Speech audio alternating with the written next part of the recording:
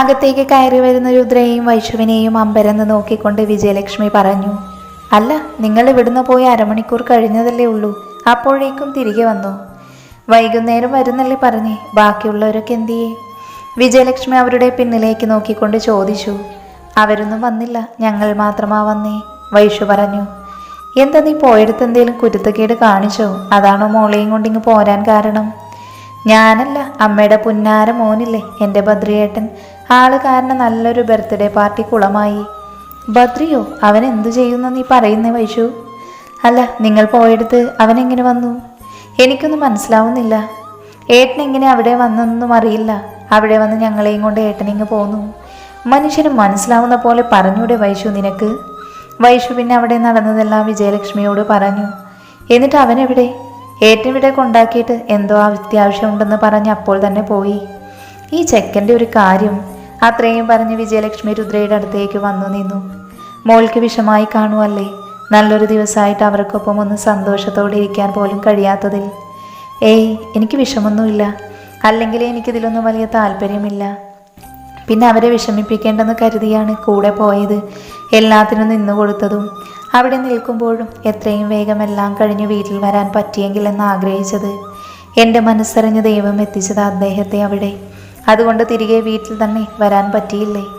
എന്നാലും മോളെ, അവർക്കൊക്കെ വിഷമായിട്ടുണ്ടാവുമല്ലേ? ഒരെന്നാലും ഇല്ല, അതോർത്തൊന്നും അമ്മ ടെൻഷൻ ആവേണ്ട. അവരെ ഞാൻ പറഞ്ഞ് മനസ്സിലാക്കിക്കോളാം. എന്നാൽ പിന്നെ മോളി ചെന്ന് ഡ്രസ്സൊക്കെ മാറി വാ. ഉച്ചയ്ക്ക് ചെറിയ രീതിയിലാണെങ്കിലും അമ്മയ്ക്ക് പറ്റും പോലെ ഒരു കുഞ്ഞു സദ്യ ഒരുക്കാനാ. അതൊന്നും വേണ്ടമ്മേ. അത് പറ്റില്ല. രണ്ടുപേരും പോയി ആദ്യം ഡ്രസ്സൊക്കെ മാറി വാ. പിന്നെ ഉച്ചയ്ക്ക് ആഹാരം കഴിച്ചിട്ട് കയറി കിടന്ന് കളയല്ലേ വൈഷു നീ. വൈകുന്നേരം മോളെയും കൊണ്ട് അമ്പലത്തിൽ പോകാനുള്ളതാ. അതുകൊണ്ട് വൈകുന്നേരം നേരത്തെ റെഡിയായി ഇറങ്ങിക്കോണം. അവസാനത്തെ വാക്കുകൾ വൈഷുവിനെ നോക്കി പറയുമ്പോൾ അവൾ അതെന്ന് പറഞ്ഞുകൊണ്ട് രുദ്രയെയും കൊണ്ട് പോയിരുന്നു. ഡ്രസ്സ് മാറിയിട്ട് ചുരിദാറുമിട്ട് വൈഷുവിനൊപ്പം താഴേക്ക് പോകാൻ നിന്നതും രുദ്രയുടെ ഫോൺ റിങ് ചെയ്തു തുടങ്ങി.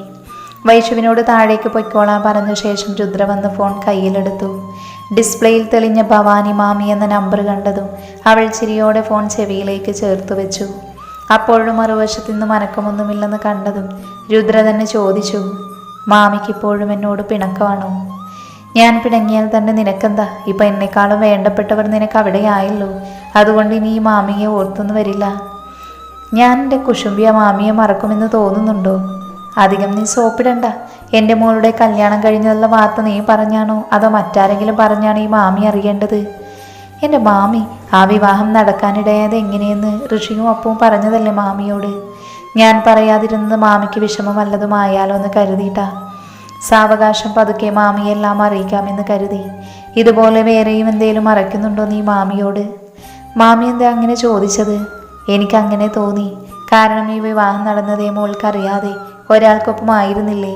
അവരുടെ ഫാമിലി എങ്ങനെയാ? അവൻ എങ്ങനെയാ? നല്ലവനാണോ? എൻ്റെ മോൾ അവിടെ സന്തോഷത്തോടെ തന്നെയാണോ എന്നോർത്ത് മാമിക്ക് ആദിയാ. നിനക്ക് തന്നെ അറിയാലോ, ഞാൻ എൻ്റെ മക്കളെക്കാളേറെ നിന്നെയാ സ്നേഹിക്കുന്നത്. നിനക്കൊന്ന് വേദനിച്ച ചോര പൊടിയുന്നത് എൻ്റെ നെഞ്ചിൽ നിന്നാണ്. അപ്പോഴേക്കും അവർ കരഞ്ഞിരുന്നു. അയ്യേ, അപ്പോഴേക്കും കരയുവാ? മാമിയോട് പറഞ്ഞിട്ടുണ്ട് എൻ്റെ മുൻപിൽ ഇങ്ങനെ കരയില്ലെന്ന്. അതെനിക്കൂടെ വിഷമാവുകയേ ഉള്ളൂ. മാമി കരുതും പോലെ ഒന്നുമില്ല. ഇവിടെയുള്ള എല്ലാവരും നല്ല ആൾക്കാരാ. അദ്ദേഹവും നല്ലയാളാ. എന്നെ പൊന്നുപോലെ തന്നെയാ എല്ലാവരും നോക്കുന്നത്. അല്ലെങ്കിൽ നീ പണ്ടേ അങ്ങനെയാണല്ലോ. എത്ര സങ്കടം ഉണ്ടായാലും ആരോടൊന്നും പറയില്ല. അടുത്ത ആഴ്ച ആകാശ് ഇവിടെ കാണില്ല.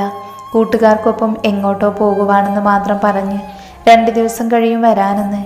അവൻ പോയാലും വന്നാലും എനിക്കൊന്നുമില്ല. അവനുള്ളതും ഇല്ലാത്തതൊക്കെ കണക്കാണിപ്പോൾ. ഇപ്പോൾ തന്നെ അവർക്കൊപ്പം പോകുന്ന കാര്യം പറഞ്ഞതാ ഞാൻ.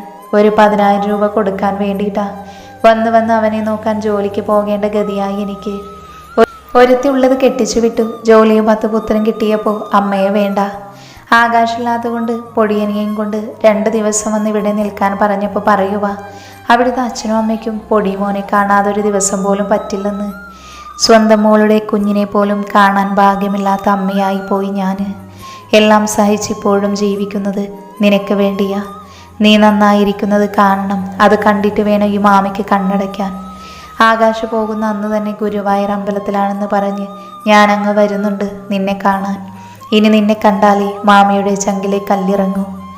മാമി സങ്കടപ്പെടാതെ, എല്ലാം ശരിയാവും.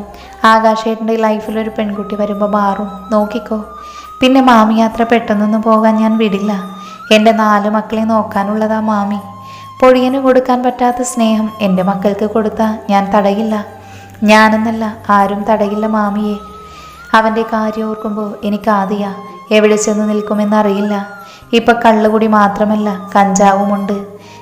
കയ്യിൽ തെറ്റായ മാർഗത്തിൽ കൂടെ കിട്ടുന്ന പണം കണ്ണു മഞ്ഞളിച്ചിട്ടുണ്ട് അവൻ്റെ. അത്രയും പറഞ്ഞൊന്ന് നെടുവേർപ്പെട്ടുകൊണ്ട് ഭവാനി പറഞ്ഞു.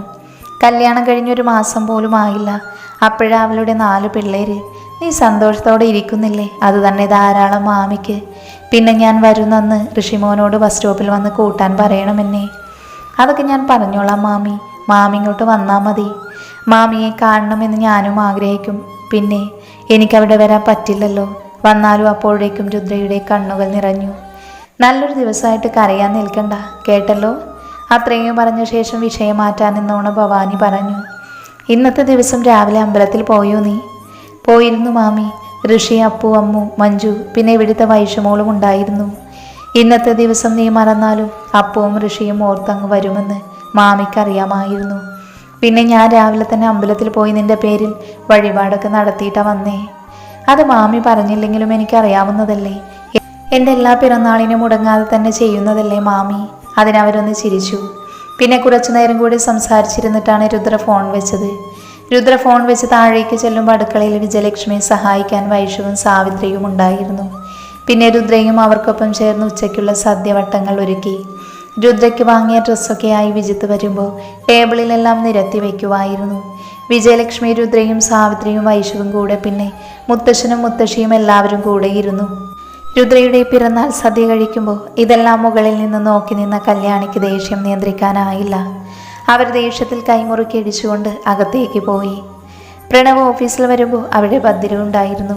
ഭദ്രയെ കണ്ടതും അവൻ്റെ അടുത്തേക്ക് നിന്നുകൊണ്ട് പറഞ്ഞു, നീ ഇതിപ്പോൾ വന്നു? അവരെ 2 വീട്ടിലാക്കിയോ നീ? എന്നാലും നീ കാണിച്ചത് മോശമായി പോയി. എൻ്റെ പെങ്ങൾക്ക് അവനുമായി അടുക്കാൻ കിട്ടിയ നല്ലൊരു അവസരമാണ് നീ ഇല്ലാതാക്കിയത്. നിനക്കെന്തായാലും എൻ്റെ പെങ്ങളെ വേണ്ട. അപ്പം പിന്നെ അവളെ ഇഷ്ടമായ ഒരാൾ വരുമ്പോൾ അതിൻ്റെ ഇടയ്ക്ക് കയറി കുളമാക്കാതെ അവരെ ഒരുമിപ്പിക്കുവല്ലേ വേണ്ടേ? പ്രണവ് ഭദ്രയെ ഒളി കണ്ടിട്ട് നോക്കി പറഞ്ഞു. ഭദ്രയുടെ മുഖം വലിഞ്ഞു മുറുകുന്നുണ്ട്. അത് കണ്ടതും പ്രണവ് വീണ്ടും പറഞ്ഞു, ഇന്ന് എൻ്റെ പെങ്ങളെ കാണാൻ സുന്ദരിയായിട്ടുണ്ടായിരുന്നു. ചുമ്മാതല്ല ആ പോലീസുകാരൻ മൂക്കും കുത്തി വീണത്. അവൾക്ക് വേണ്ടി ആ ബർത്ത്ഡേ പാർട്ടി തന്നെ ഏറ്റെടുത്ത് നടത്തിയില്ലേ? പോരാത്തതിന് ഉള്ളിലുള്ള ഇഷ്ടം മറച്ചു വയ്ക്കാതെ തുറന്നു പറഞ്ഞു, എന്തുകൊണ്ടും രുദ്രയ്ക്ക് ചേരുന്നത് അവനാ. രുദ്ര വിശാൽ നല്ല ചേർച്ചയുണ്ടല്ലേ. രുദ്ര ഭദ്രി അതത്ര പോരാ. രുദ്ര വിശാൽ അതാ കൂടുതൽ ചേർച്ച. പേര് പോലെ കാണാനും 2 പേരും നല്ല ചേർച്ചയുണ്ട്. അത്രയും പറഞ്ഞു തീർന്നതും തന്നെ ടേബിളിൽ ഇരുന്ന ഫയൽസും ഫോണുമെല്ലാം നിലത്തേക്ക് ചിതറി. അത് കണ്ടതും പ്രണവ് അമ്പരന്ന് മുന്നിലേക്ക് നോക്കുമ്പോൾ തനിക്ക് മുൻപിൽ ദേഷ്യത്തിൽ വലിഞ്ഞു മുറുകിയ മുഖവുമായി തന്നെ നോക്കി നിൽക്കുന്ന ഭദ്രി അവൻ്റെ കോളറിൽ പിടിച്ചു വലിച്ച് ഭിത്തിയോട് ചേർത്തു നിർത്തി. പൊന്ന മോനെ, അത്രയ്ക്ക് നിനക്ക് ഇഷ്ടമായെങ്കിൽ അവളെ മാത്രമല്ല പ്രിയങ്കയും കൂടെ കെട്ടിച്ചു കൊടുക്ക്. എന്നിട്ട് നിന്റെ വീട്ടിൽ തന്നെ കുടിയിരുത്തിക്കോ. അതിനവൻ സമ്മതിക്കില്ല. അവന് രുദ്രയെ മാത്രം മതിയെന്ന്. അത് പറഞ്ഞു തീർന്നതും അവൻ്റെ കൂമ്പ് നോക്കി ഒറ്റയടിയായിരുന്നു. പ്രണവ് അയ്യോ എന്ന് വിളിച്ചതും തന്നെ കുനിച്ചു നിർത്തി അവൻ്റെ നടുക്കുടുവിൽ തന്നെ കൊടുത്തു ഭദ്രി. പ്രണവിൻ്റെ വിളിയേട്ട് കീർത്തി ഉൾപ്പെടെ എല്ലാ എംപ്ലോയീസും ക്യാബിൻ്റെ അടുത്തേക്ക് വന്നതും പ്രണവിനെ നേരെ നിർത്തിയ ശേഷം അവർക്ക് നേരെ ചീറി ഭദ്രി. ആരെ വായിൽ നോക്കി നിൽക്കുവാ നീയൊക്കെ? നിനക്കൊക്കെ ജോലിയൊന്നുമില്ലേ അപ്പുറത്ത്? ഭദ്രി ദേഷ്യത്തിൽ അവരെ നോക്കി പറഞ്ഞതും അവരെല്ലാം ജീവനും കൊണ്ട് അവരവരുടെ ക്യാബിനിലേക്ക് തന്നെ പോകുമ്പോൾ കീർത്തി മാത്രം പോകാതെ അവിടെ തന്നെ നിന്നു. പ്രണവ് നേരെ നിന്ന് ശ്വാസമെടുത്ത് വിട്ടുകൊണ്ട് പറഞ്ഞു, കൊല്ലാത്തത് എന്താടാ പൊട്ടി നീ എന്നെ. ഇനി ഒടിയാൻ എല്ലുകൾ അധികമൊന്നുമില്ല, അതുകൂടെ ഒടിക്ക് നീ. സമാധാനമാവട്ടെ. എന്നാൽ ഭദ്രി ഒന്നും മിണ്ടിയില്ല. ഈ സമയം കീർത്തി ക്യാബിൻ തുറന്ന് അകത്തേക്ക് വന്നു. കീർത്തിയെ കണ്ടതും പ്രണവ് അവളെ നോക്കി പറഞ്ഞു, എടി, നമ്മുടെ ദാമ്പത്യ ജീവിതത്തിന് ഇവൻ ഭീഷണിയാ. കണ്ടോ, ഇപ്പോൾ തന്നെ എൻ്റെ പലതും അവൻ ഊരിയെടുത്തിട്ടുണ്ട്. കണക്കായിപ്പോയി. കയ്യിലിരിപ്പേ നിങ്ങളുടെ ശരിയല്ലെങ്കിൽ ഇങ്ങനെയൊക്കെ കിട്ടും. ഭദ്രയേട്ടൻ തന്നില്ലെങ്കിൽ ഞാൻ തന്നായിരുന്നതാ ഏട്ടൻ തന്നത്. കീർത്തി പ്രണവിന് കേൾക്കാൻ മാത്രം പാകത്തിന് പറഞ്ഞു. ഓ, അപ്പോൾ വന്ന് നീയും അവൻ്റെ സൈഡായി. ഇപ്പം എനിക്ക് വേണ്ടി സംസാരിക്കാൻ ആരുമില്ല. ആരു പറഞ്ഞു ഇല്ലെന്ന്? കുറച്ചു മുൻപ് ഒരുത്തനെ പറ്റി വാതോരാതെ വർണ്ണിച്ചില്ലേ? അവൻ്റെ അടുത്തേക്ക് പോയിക്കോ. നോഷം. ഭദ്ര അവന് നേരെ ചീറിക്കൊണ്ട് പറഞ്ഞു. നീ എന്താ പൊന്ന മോനെ, അവനെ പറയുമ്പോൾ എന്നോട് ചൂടാവുന്നേ? ഞാൻ സത്യമല്ലേ പറഞ്ഞേ? നാളെ അവൻ എൻ്റെ പെങ്ങൾ രുദ്രയെ കെട്ടിയാൻ അളിയാന്ന് വിളിക്കാനുള്ളതാ എനിക്കവനെ. നിർത്തിക്കോ പ്രണവ്, ഈ സംസാരം എവിടെ നിർത്തിക്കോ. ഇല്ലെങ്കിൽ ഇവിടെ നിൽക്കുന്നത് പോലും നോക്കാതെ ഞാൻ എടുത്തിട്ട് അലക്കും നിന്നെ. ഇനി മേലിൽ ഇമ്മാതിരി വർത്താനവുമായി എൻ്റെ അടുത്ത് വരണ്ട, കേട്ടല്ലോ? അത്രയും പറഞ്ഞ് ആരെയും നോക്കാതെ ബദ്രി പുറത്തേക്ക് പോകാനാഞ്ഞതും പ്രണവ് അവനെ പിന്നിൽ നിന്നും വിളിച്ചുകൊണ്ട് പറഞ്ഞു. എടാ, അമ്മ പറഞ്ഞു വൈകുന്നേരം വരുമ്പോൾ എന്നോട് കേക്ക് കൂടെ വാങ്ങിക്കാൻ. ഞാൻ ഒറ്റയ്ക്ക് പോയി വാങ്ങണോ അതോ നീ കൂടെ വരുമോ? അവൻ്റെ ഒരു കേക്ക്, അത് നീ നിൻ്റെ അമ്മായി അച്ഛനെ കൊണ്ടുകൊടുക്കട പൊന്ന മോനെ. കേക്കൊക്കെ ആയി നീ എങ്ങാനും അങ്ങോട്ട് വന്ന നിൻ്റെ അണപ്പല്ല് ഞാൻ അടിച്ചിളക്കും പൊന്നി. എനിക്ക് ഇന്നത്തേക്കുള്ള വയറ് നിറച്ച് കിട്ടി. ഇനി നീ പൊയ്ക്കോ ബദ്രി. വൈകുന്നേരം ഞാൻ അങ്ങോട്ടേക്ക് തന്നെയല്ലേ വരുന്നേ, അപ്പോൾ കാണാം. ബദ്രയെ നോക്കി പ്രണവ് അത് പറയുമ്പോൾ അവനെ തറപ്പിച്ചൊന്ന് നോക്കിയിട്ട് ബദ്ര അവിടെ നിന്ന് പോയിരുന്നു. ഈ സമയം കീർത്തിയുടെ മുഖം ചുവന്നു കയറി. അവൾ ദേഷ്യത്തിൽ അവൻ്റെ വയറ്റിനിട്ടൊരു ഇടി കൂടെ കൊടുത്തുകൊണ്ട് പറഞ്ഞു. എൻ്റെ തന്തയെ പറയിപ്പിച്ചപ്പോൾ തൃപ്തിയായല്ലോ നിങ്ങൾക്ക്. എൻ്റെ അമ്മായിയച്ഛൻ നിൻ്റെ അച്ഛനായിരുന്നു അല്ലേ? ഞാനത് ഓർത്തില്ല. ദേ പ്രണവേട്ട, നിങ്ങൾ വാങ്ങും കേട്ടോ. നിങ്ങൾക്ക് എന്താ ഭ്രാന്താണോ ബദ്രിയേട്ടന് ദേഷ്യം പിടിപ്പിച്ച് ഇങ്ങനെ ഓരോന്ന് വാങ്ങിക്കൂട്ടാൻ? എടി, അവനെ വിളഞ്ഞ വിത്ത, ആർക്കും പെട്ടെന്ന് പിടികൊടുക്കാത്ത സാധനം. അവന് രുദ്രയോട് ഇഷ്ടമുണ്ട്, പക്ഷെ അത് അവന് സമ്മതിച്ചു തരുന്നില്ല. അത് അവനെ കൊണ്ട് സമ്മതിപ്പിക്കാനാണ് ഞാൻ ഇതൊക്കെ കാട്ടിക്കൂട്ടുന്നേ. ബദ്രിയേട്ടന് ഇഷ്ടമാണെന്നോ രുദ്രയെ? അതിന് ബദ്രിയേട്ടൻ പറഞ്ഞു അവളെ ഇഷ്ടമാണെന്ന്. അവൾ ഹോസ്പിറ്റൽ കിടന്നില്ലേ, അന്ന് അവൻ പറഞ്ഞു അവളെ സ്നേഹിക്കാൻ പേടിയാ. അവൻ അവളെ സ്നേഹിച്ചു തുടങ്ങിയ എല്ലാവരെയും പോലെ അവളും അവനെ ഇട്ടിട്ട് പോകുമെന്ന് പേടിയാന്ന്. അവൻ്റെ ആ തെറ്റായ ചിന്ത മാറി. രുദ്രയെ സ്നേഹിക്കണം, അവർ രണ്ടാളും സന്തോഷത്തോടെ ജീവിക്കുന്നത് കാണാൻ വേണ്ടിയാണ് ഞങ്ങൾ ഓരോന്ന് ചെയ്യുന്നത്. പക്ഷെ അവൻ എന്തൊക്കെയോ ചെയ്തിട്ടും അങ്ങോട്ട് പിടിതരുന്നില്ല. ഇപ്പൊ പോലും നീ കണ്ടതല്ലേ അവൻ്റെ പെരുമാറ്റം. ഇപ്പോൾ പൊട്ട ഏട്ടനിപ്പോൾ ദേഷ്യം കാണിച്ചില്ലേ? അത് അവളെ ഇഷ്ടമായതുകൊണ്ടാണ്. പിന്നെ ഏട്ടൻ അത് തുറന്നു പറയാത്തത് കുറച്ചു മുൻപ് പറഞ്ഞ പോലെ അവളെ നഷ്ടപ്പെടുമോ എന്നുള്ള പേടി കൊണ്ട് തന്നെയാണ്. ഏട്ടൻ്റെ ഇഷ്ടം തുറന്നു പറയണമെങ്കിൽ ഇപ്പോൾ അവളോട് തോന്നിയ ആ ചെറിയ ഇഷ്ടത്തിൻ്റെ അളവ് ചേട്ടൻ്റെ ഉള്ളിൽ കൂട്ടുകയാണ് വേണ്ടത്. അവളോടുള്ള സ്നേഹം കൂടുന്നതിനോടൊപ്പം അവളിൽ നിന്നും അകന്നു പോകാൻ കഴിയാത്ത അവസ്ഥയിലും എത്തിക്കണം. അപ്പോൾ ഏട്ടൻ തന്നെ അവളോട് പറഞ്ഞോളും ഏട്ടൻ അവളോടുള്ള ഇഷ്ടത്തെ പറ്റി.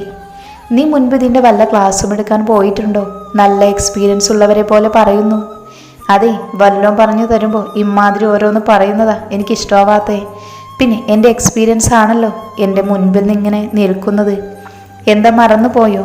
അതെനിക്ക് പറ്റിയൊരു അബദ്ധമായിരുന്നു. നല്ല കിടു പെൺപിള്ളാരെ കിട്ടേണ്ട എനിക്ക് കിട്ടിയത് നിന്നെ പോലെ ഒന്നിനെ ആയിപ്പോയി.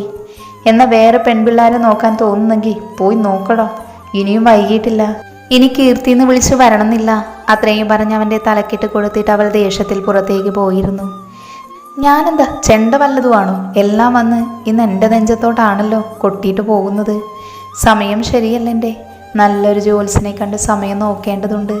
അത്രയും പറഞ്ഞ് പ്രണവ് അവിടെയുള്ള ചെയറിലേക്കിരുന്നു.